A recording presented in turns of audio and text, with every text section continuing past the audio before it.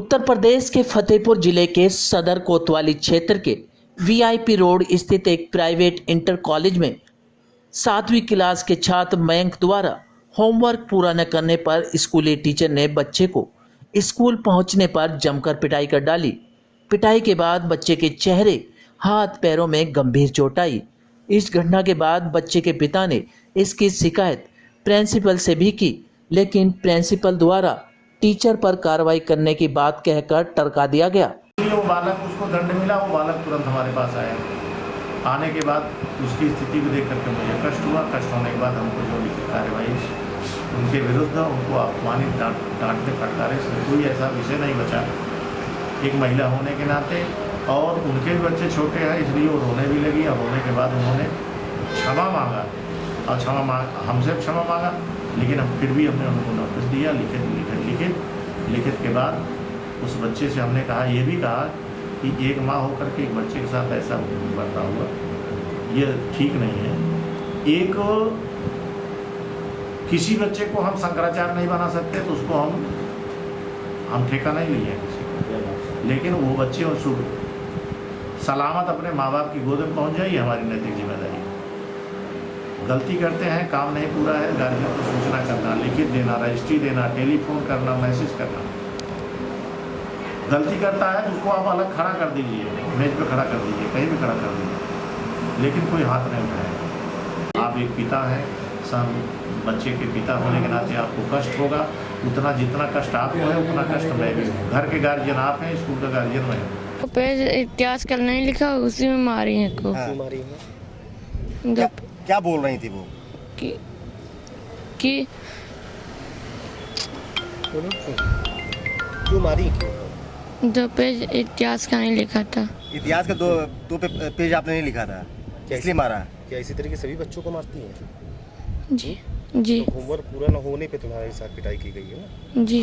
शिकायत किसी से किया आपने? प्रिंसिपल से? किसी से? प्रिंसिपल से। क्या प्रिंसिपल सर ने क्या बोला आपको?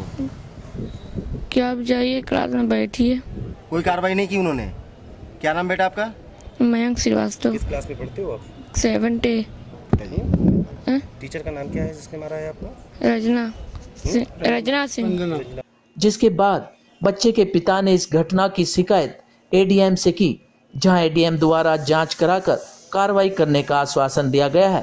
तो समस्या आई हुई है अनुरोध कुमार जी की जो शिकायत, उनका कहना है कि किसी टीचर ने जो है बच्चे की पिटाई की है। इसके बारे में इनकी एप्लीकेशन पर डीएसपी को जांच के लिए आदेश कर दिया गया है और जांच करके इसमें सही पाए जाने पर मामले में कठोर कार्यवाही की जाएगी।